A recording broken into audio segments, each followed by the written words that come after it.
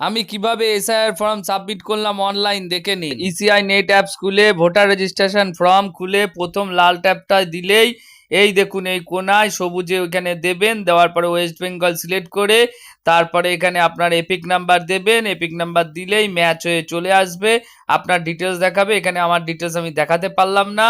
এবার এখানে phone number দিয়ে ভেরিফাই করলেই যদি আপনার ফোন নাম্বার লগইন না থাকে তাহলে ফর্ম 8-এ নিয়ে যাবে। সেই ফর্ম 8 ফিল আপ। ফর্ম 8-এ কিছুই করতে হয় না, মোবাইল নাম্বার অপশানে টিক দেবেন, মোবাইল নাম্বারে ওটিপি আসবে, ভেরিফিকেশন করবেন, কোড বসাবেন, হয়ে যাবে। যাদের যাদের আমার এলআইসির গ্রাহক আছে অন্তত তাদের সবাইকেই আমি করে দেবো। সবাই আমার সাথে যোগাযোগ করো। আধার ভেরিফাইয়ের আগে যার ভোটার আইডি ম্যাচ করাচ্ছেন বাবার বা মার, তার নামটা দিতে হবে।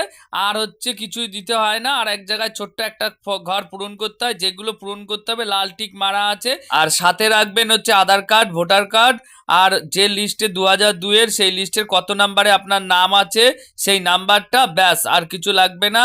মোবাইল নাম্বারে ওটিপি আসবে, এইগুলো দিয়েই দেখবেন আমি অপশান বাই অপশান করবেন, হয়ে যাবে একের পর এক।